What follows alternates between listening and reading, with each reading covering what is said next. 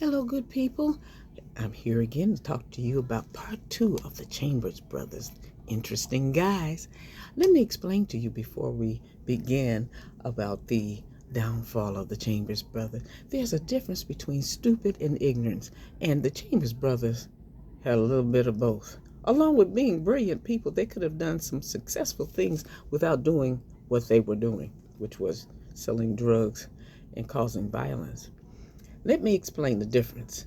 Stupid, according to your Funkin' Wagnall.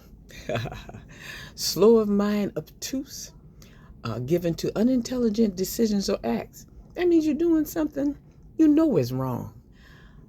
Ignorance is lack of knowledge, being uninformed. Ignorance implies that a person or a group needs to be educated in a particular subject matter. This also applies to the Chambers brothers. What happened to them?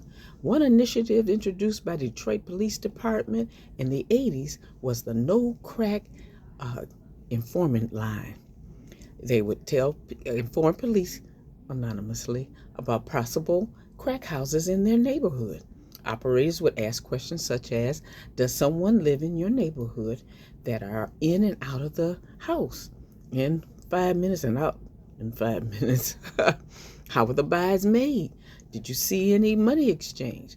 Are their cars frequently parked outside with people still in them? The question this raised was how the DPD would utilize this information, and the answers overwhelmingly involved unsanctioned raids and police violence against people suspected of selling drugs.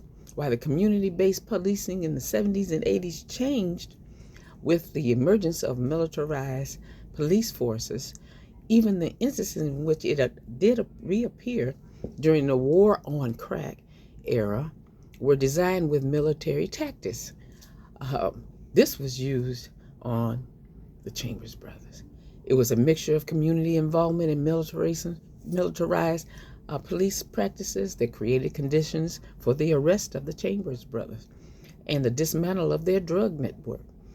They became nationally known when the Detroit Police Department confiscated videotapes of the brothers counting laundry baskets full of money and flaunting their excessive wealth. This is the stupid part and ignorance. Stupid for doing that on video camera.